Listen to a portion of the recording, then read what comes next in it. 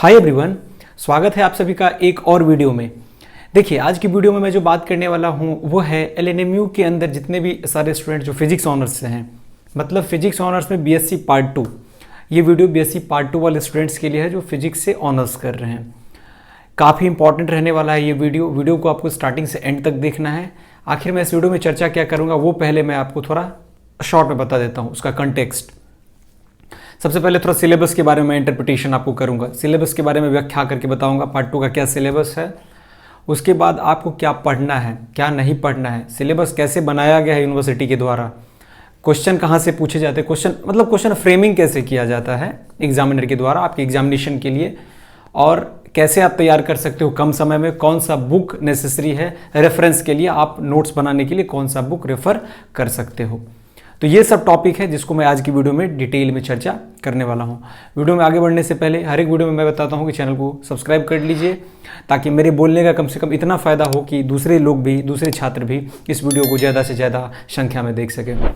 और चैनल को सब्सक्राइब करने के साथ साथ नोटिफिकेशन के लिए बेल आइकन को भी आप प्रेस करके रखें। आगे आने वाली वीडियोस का नोटिफिकेशन और अपडेट आपको सबसे पहले मिलेगा। अच्छा ठीक है, यहाँ पर मैं आगे बढ़ूंगा, लेकिन उससे पहले टेलीग्राम ग्रुप का लिंक भी डिस्क्रिप्शन बॉक्स में है, आप उसको भी ज्वाइन कर लेना है। वहाँ से अपडेट, नोटिफिकेशन और वीडियो का लिंक जब शेयर किया जाएगा तो आपको सबसे पहले सूचना प्राप्त हो जाएगा, अगर मान लो नोटिफिकेशन से नहीं भी पता चलता है तो चलिए ज़्यादा ना बात करते हुए मैं बता रहा हूँ। देखो, सबसे पहले लिखा हुआ है यहाँ पर physics honours BSc part 2 LNMU syllabus तो वैसे आपको किसी भी स्टेशनरी की दुकान में मिल जाता है, लेकिन उसका इंटरप्रिटेशन, बहुत चीज़ लिखा हुआ है सिलेबस में, बहुत सारा पॉइंट उसमें दिया गया है, तो सब पढ़ना है नहीं, सब नहीं पढ़ना होता है। सबसे पहले हमें स्मार्ट स्टडी करना है और एक जनरलिस्ट की तरफ बढ़ना है, नॉट ए स्पेशलिस्ट। अब ये जनरलिस्ट और स्पेशलिस्ट में डिफरेंस क्या होता है? बहुत मेजर डिफरेंस है। जनरलिस्ट मतलब वो होता है जो वो knows everything about something, that is generalist. And वो इज स्पेशलिस्ट, वो नोज जिसको हम कह सकते हैं समथिंग अबाउट एवरीथिंग। एक हो गया हमारा जनरलिस्ट, और एवरीथिंग अबाउट समथिंग वो हो गया हमारा स्पेशलिस्ट। मतलब कुछ कुछ चीज़ों के बारे में सब कुछ जानता है, वो हो गया स्पेशलिस्ट। और जनरलिस्ट सब कुछ के बारे में कुछ कुछ जरूर जानता है। तो you have to work like as a generalist, not specialist. ये टर्म, ये वर्ड काफ़ी इंपॉर्टेंट लगा मुझे, मैंने इसलिए आपको पहले बता दिया। अच्छा चलिए देखते हैं। फिजिक्स ऑनर्स का जो पार्ट 2 का सिलेबस है वो आप अपने सामने में रख सकते हो, otherwise you can download it from the, आपको वेबसाइट पे मिल जाएगा। तो सिलेबस देखो क्या है डिटेल में। सबसे पहले तो ये आपको पता होगा, डिग्री 2 का हमारा 75 का पेपर 1 होता है, 75 का पेपर 2 होता है। पहले मैं बता रहा हूँ कितने मार्क्स का होता है, फिर बताऊंगा उसका सिलेबस क्या है जल्दी जल्दी में, ठीक है जी। तो पेपर 3 हो गया 75 मार्क्स का theory paper, I am not talking about the practical, इसको एक्सक्लूड करके मैं बात कर रहा हूँ। और पेपर 4 हो गया 75 मार्क्स, तो 150 का हो गया हमारा थ्योरी पेपर। उसके बाद होता है 50 का हमारा practical examination. Practical examination theory examination के बाद या तो सेंटर मिलेगा आपको यूनिवर्सिटी के द्वारा, या फिर होम सेंटर भी हो सकता है। कोविड के बाद से तो होम सेंटर ही प्रैक्टिकल में हो रहा है। तो 50 का हो गया आपका 2 पेपर मिला के प्रैक्टिकल। टोटल 200 का डिग्री 2 में होता है हमारा ऑनर्स का परीक्षा। 1% इक्वल्स टू 2 मार्क्स। ओके जी। तो 75 में अब ये जानना है कि शॉर्ट क्वेश्चन फिजिक्स में कितने मार्क्स का पूछा जाता है। तो देखो, शॉर्ट क्वेश्चन आपको 6 मिलेंगे, जैसा फर्स्ट ईयर का एग्जाम आपने दिया होगा। In the same pattern degree 2 का भी होता है। चेंजिंग आता है हमारा डिग्री 3 में, जिसको मैं आगे नेक्स्ट वीडियो में चर्चा करूंगा। तो डिग्री 3 से खास अभी आपका कोई वास्ता नहीं है, ओनली टॉकिंग अबाउट डिग्री 2। तो 6 क्वेश्चंस आपको मिलेंगे, जिसमें से कोई 3 क्वेश्चन आपको परीक्षा में लिखना होगा शॉर्ट क्वेश्चन में। 3 क्वेश्चन मतलब कितना, यहां पर मैंने लिख दिया है 5 गुने 3, मतलब एक क्वेश्चन आपका होगा 5 मार्क्स का। तो 5 × 3 = 15 मार्क्स। और ये 75 का मैं बता रहा हूं, ये कैसे 75 का पूछता है। और लॉन्ग टाइप में पूछेगा 2 ग्रुप ए और ग्रुप बी से 4 क्वेश्चन। उस 4 क्वेश्चन में से एक ग्रुप में आपको 2 बनाना है, फिर एक 4 क्वेश्चन सेकेंड ग्रुप से 2 क्वेश्चन आपको बनाना है। तो 15 मार्क्स का एक क्वेश्चन, तो 30 and 30 60 मार्क्स, एंड प्लस आपका शॉर्ट क्वेश्चन 3 75 मार्क्स कंप्लीटेड है। और प्रैक्टिकल को अभी आप साइड करके चलो। तो यही फॉर्मूला आपका सेम होता है पेपर 3 में भी एंड पेपर 4 में भी। डिग्री 2 में हमारा होता है पेपर 3 एंड पेपर 4, और आगे हम बढ़ते हैं डिग्री 3 में तो 5, 6, 7 और 8वां हमारा हो जाता है प्रैक्टिकल। तो ये आपको क्लियर होना चाहिए। शॉर्ट क्वेश्चन कितना पूछता है, लॉन्ग क्वेश्चन कितना पूछता है, आपको कितना बनाना है। अब देखो, यहां पर ग्रुप ए में सिलेबस को मैं थोड़ा शॉर्ट में पढ़ूंगा।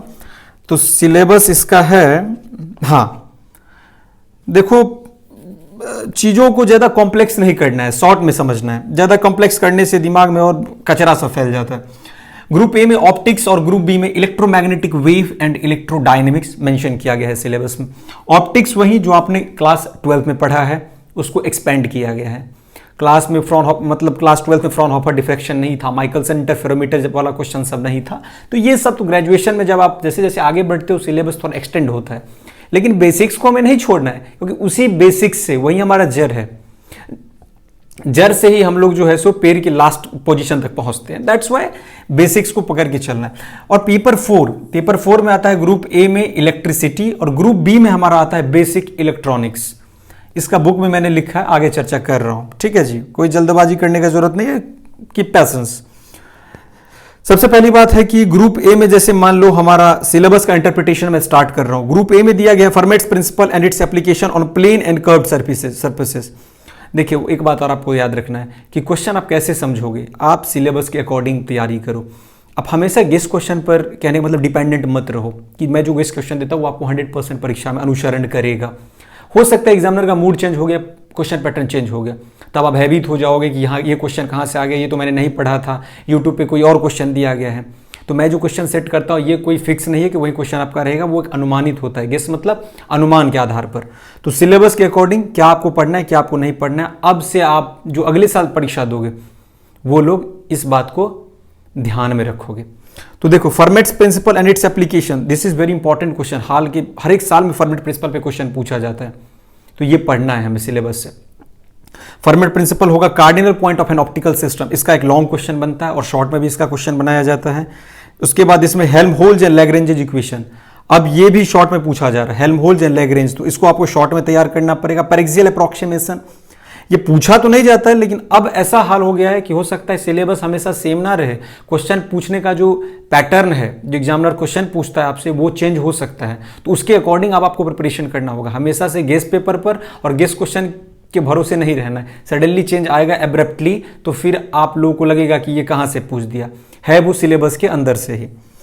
Introduction to matrix methods in paraxial optics, this is not important, इसको आपको स्किप करना है। Interference, this is important topic. Interference में आपका यंग्स डबल स्लिट एक्सपेरिमेंट से क्वेश्चन नहीं पूछा गया, लेकिन ये बेसिक्स है, 12th का आप पढ़ लोगे।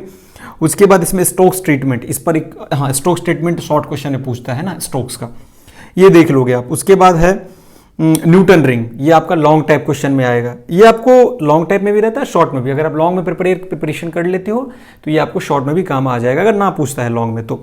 यहाँ पर तुम लोग देखते हैं प्रीवियस ईयर का रिपीट किया जाता है, मतलब अल्टरनेट ईयर का क्वेश्चन रिपीट किया जाता है। मतलब जो 22 में परीक्षा दे रहे हैं वो 20 वाला क्वेश्चन पढ़ लेंगे तो वो क्वेश्चन वहां से अनुसरण कर जाएगा। लेकिन अभी देख रहे हैं कुछ चेंजिंग आ रहा है, जैसे मैंने इस बार डिग्री 3 का क्वेश्चन पैटर्न देखा। Michelson interferometer is very important topic, इसको आपको पढ़ना है। डिफ्रैक्शन हो गया, कोहेरेंस हो गया।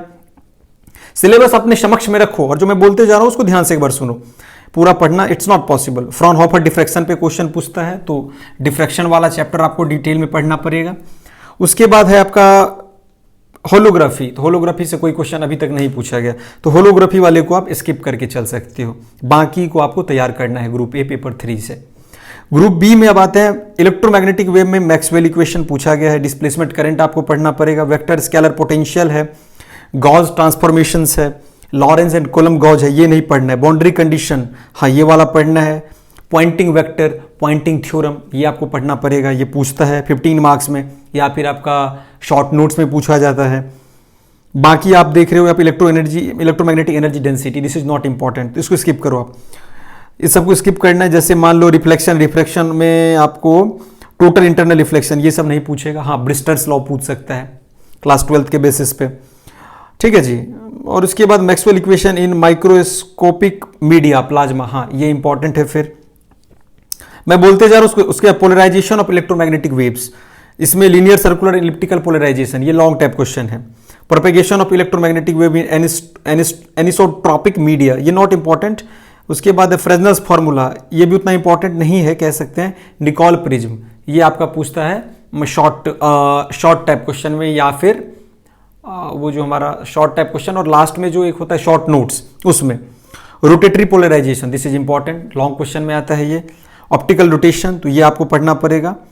बाकी जो आप देख रहे हो, हाँ, लॉरेंट्स हाफ सेट पोलैरोमीटर, ये भी इंपॉर्टेंट है। लगभग ऐसा कह सकते कोई ऐसा टॉपिक नहीं है इसमें छोड़ने वाला, लेकिन कुछ कुछ टॉपिक को स्किप करके चलना पड़ेगा। पूरे सिलेबस को हम नहीं कर सकते क्योंकि उतना कॉलेज में भी नहीं पढ़ाया जाता, यूनिवर्सिटी के द्वारा उतना पढ़ाया नहीं जाता किसी भी कॉलेज में। अब इसके लिए बुक देखो, पेपर 3 के लिए बुक मैं पहले बता रहा हूँ, अजय घटक का ऑप्टिक्स का बुक ले सकते हो, ये आपको आगे चल के काफ़ी मदद देगा। फिजिक्स को आप ऐसे पढ़ो ताकि आगे मान लो आप जो चीज़ का प्रिपरेशन करना चाहते हो, अगर आप यूपीएससी या बीपीएससी का प्रिपरेशन करना चाहते हो तो उस विषय को आप ऑप्शनल में चूज कर सको, सेलेक्ट कर सको, इस तरह से तैयार करना है, नॉट सिर्फ इतना कि एक डिग्री के लिए। तो फिर आगे जाके आपको ऑप्शनल सेलेक्ट करने में परेशानी होगी कि ज्योग्राफी, केमिस्ट्री, मैथ कौन से विषय को करें। तो जिससे आप ग्रेजुएशन करें उसको अच्छी तरह से प्रिपेयर कर लो और उसको अपना ऑप्शनल विषय बनाओ आगे की परीक्षा में। एस चंद तो मैंडेटरी है भाई, एस चंद के बारे में तो सबको पता होगा, ग्रेजुएशन में एस चंद हर एक ऑनर्स वाले को पढ़ना है। तो एस चंद, अजय घटक, और एक हो गया सत्य प्रकाश का। सत्य प्रकाश मतलब ये किस में आएगा, इलेक्ट्रोमैग्नेटिक वेव और इलेक्ट्रोडायनेमिक्स वाले पार्ट के लिए आप सत्य प्रकाश लोगे, और ऑप्टिक्स के लिए एस चंद और अजय घटक की जस्ट इनफ। आप ऑनलाइन फ्लिपकार्ट से इसको खरीद सकते हो। स्टेशनरी में तो वैसे नियर बाय में एस चंद तो मिल जाएगा, अजय घटक और सत्य प्रकाश मिलना थोड़ा मुश्किल है। आगे पेपर 4 पे मैं बात कर रहा हूं। पेपर 4 में जैसा मैंने बताया इलेक्ट्रिसिटी और बेसिक इलेक्ट्रॉनिक्स है, ठीक है जी। तो इलेक्ट्रिसिटी में जैसे मान लो सीबेक पेल्टियर इफेक्ट पे क्वेश्चन पूछा जाता है, Thomson effect and the relation उसमें पूछा जाता है, सेल्फ एंड म्यूचुअल इंडक्टेंस जो 12th में आपने पढ़ा वही आपको पढ़ना है, growth and DK of LC/RL LCR circuit ये पूरा पढ़ना पड़ेगा आपको। नेटवर्क्स थ्योरम है, Thevenin, Norton, superposition, maximum power transfer theorem and last one is reciprocity theorem. ये पांचों आपको पढ़ना पड़ेगा क्योंकि सब एक दूसरे से, जितना भी टॉपिक अभी मैंने बताया है, इंटर रिलेटेड है। एक टॉपिक को समझने के लिए आपको पहले वाला टॉपिक को पढ़ना ही पड़ेगा, मतलब कि नेटवर्क थ्योरम में। उसके बाद है सीरीज LCR सर्किट, ये भी इंपॉर्टेंट है, Kirchhoff's law, circuit analysis, equivalent star and delta pi networks, ये सब आप शॉर्ट के लिए तैयार करोगे। एक बार आपको देख लेना है सिलेबस के से, एक बार आप गो थ्रू रहोगे तो कहीं से भी क्वेश्चन पूछेगा ना तो आपको कोई डरने की जरूरत ही नहीं, क्योंकि आपने सिलेबस करके गया है। समझ रहे हो बातों को? तो पॉइंट्स को आपको ध्यान रखना है, और गेस्ट क्वेश्चन जो मैं दूंगा वो आप बाद में प्रिपेयर करोगे, एक बार देख लोगे उसको कि क्या मैं क्वेश्चन सेट कर रहा हूं, लेकिन सिलेबस आपको खुद तैयार करना पड़ेगा। क्वेश्चन उसको बाद में देख लेना है, गेस्ट क्वेश्चन क्या देने वाला हूं, लेकिन गेस्ट क्वेश्चन पे पूरी तरह से निर्भर नहीं रहना है। बेसिक इलेक्ट्रॉनिक्स में पीएन जंक्शन डायोड, ये सब शॉर्ट क्वेश्चन के लिए है। Zener diode and its application long type question में पूछता है 15 मार्क्स में। एलईडी फोटो डायोड्स, ये आपका शॉर्ट में आएगा। बाइपोलर जंक्शन ट्रांजिस्टर और GFET, मतलब फील्ड इफेक्ट ट्रांजिस्टर के बीच में डिफरेंस, ये आपका शॉर्ट क्वेश्चन में आता है, ठीक है जी। उसके बाद है ये ट्रांजिस्टर वाला क्वेश्चन आएगा, CBCE वाला, ये आएगा आपका लॉन्ग टाइप में। उसके बाद रेक्टिफायर में half wave, full wave rectifier वाला क्वेश्चन जो आता है ये आपका आएगा लॉन्ग टाइप क्वेश्चन में, इसको शॉर्ट में आने का कोई चांस ही नहीं है। उसके बाद है डिजिटल इलेक्ट्रॉनिक्स, बूलियन थ्योरम, ये शॉर्ट में आता है। उसके बाद AND, NOT, NAND, NOR gate, gate chapter का ये भी आपका आएगा, एक लॉन्ग क्वेश्चन बनता है इसका। और डी मॉर्गन्स थ्योरम भी लॉन्ग क्वेश्चन में पूछा जाता है, या तो लॉन्ग में या तो शॉर्ट में पूछा जाएगा। और इसके लिए अगर आप बुक देखो पेपर 4 के लिए तो स्पेशली मैं सत्य प्रकाश प्रेफर करता हूँ। सत्य प्रकाश बहुत अच्छा बुक है। एस चंद तो आपको लेना ही है, या फिर आप एडवर्ड एम पर्सेल का ले सकते हो, डेविड जे ग्रिफ्थिस भी आप ले सकते हो, लेकिन वो सब काफ़ी हाईली स्टैंडर्ड बुक्स है, उसका लैंग्वेज काफ़ी डिफिकल्ट है, काफ़ी कॉम्प्लिकेटेड है। तो आप लोग सत्य प्रकाश और एस चंद 2 बुक रखो, और तीसरा लास्ट में एक बार आप गेस्ट पेपर देख लेना, लेकिन उतना ज़रूरत नहीं है। इन 2 बुक्स और गूगल की सहायता से आप अच्छे तरह से नोट्स प्रिपेयर कर सकते हो। नोट्स का मदद कब आएगा आपको, कब ज़रूरत पड़ेगा, कब सहायता करेगा, वो जब आप, कहने का मतलब है परीक्षा के दिनों में शॉर्ट में तैयारी करना चाहोगे। मान लो अब आप बुक को नहीं देखना चाहते हो एग्जाम के दिनों में, क्योंकि चीज़ें काफ़ी कॉम्प्लेक्स हो जाता है बुक को देखने से, तो शॉर्ट में अगर आपने नोट्स बनाया है अपने पेपर पर, उसको आप एक बार देख लोगे तो सारा कुछ आपको खुद ब खुद याद आ जाएगा। और आपको एग्जाम से पहले प्रैक्टिस करना है, 3 घंटे के अंदर आप कितना क्वेश्चन लिख पा रहे हो, आपका क्या स्पीड है, क्या एफिशिएंसी है, आपका हैंड राइटिंग उस दौरान कैसा हो रहा है। आई थिंक मैंने हर एक पॉइंट जो आपको समझाने का प्रयास किया वो समझ आ गया होगा, कोई ऐसा पॉइंट नहीं है जो क्लियर ना हुआ हो। अगर क्लियर ना हुआ होगा तो कमेंट बॉक्स में बताइएगा। और मैंने आपको ये भी बता दिया कि टेलीग्राम ग्रुप ज्वाइन करने के साथ साथ आप मुझे इंस्टाग्राम पर फॉलो कर सकते हैं, और वहाँ अपने जेन्युइन डॉट्स पूछ सकते हैं, जो आपको पूछना होगा उसका मैं जवाब देने का अपने तरफ से पूरा प्रयत्न करूँगा। उसके बाद ये है कि प्रीवियस ईयर क्वेश्चन पेपर को अंडरस्टैंडिंग करना है, आप खुद से उसके बाद पेपर को सेट कर सकते हो। अगर आप प्रीवियस ईयर के पेपर को अंडरस्टैंड कर लेते हो, अगर समझ लेते हो पैटर्न को कि किस तरह से एग्जामिनर क्वेश्चन सेट कर रहा है, कहीं से आपके प्रिपरेशन में कोई भी हिंड्रेंस नहीं आएगा। आपको एक पैराडिग्म सेट करना है अन्य छात्रों के लिए, एक उदाहरण सेट करना है, कुछ ऐसा करना है, इस तरह से प्रिपरेशन करना है, इस तरह से रिजल्ट लाना है यूनिवर्सिटी में। अब सिंपली जैसे बहुत सारे छात्र आते हैं चले जाते हैं, ऐसा नहीं, बेस्ट देना है और बेस्ट रिजल्ट लाना है। आई थिंक अब हम लोग नेक्स्ट वीडियो में कुछ इंटरेस्टिंग टॉपिक पर बात करेंगे। जो आप लोग का कमेंट होगा वो कमेंट बॉक्स में एक बार फिर मैं बता दूंगी, जरूर बताइएगा। साथ में वीडियो को दूसरे छात्रों तक भी ज़्यादा शेयर करें। मैंने शुरुआत में बता दिया कि बोलने का फ़ायदा तभी होता है जाकि दूसरे छात्र भी उसको देखते हैं तब।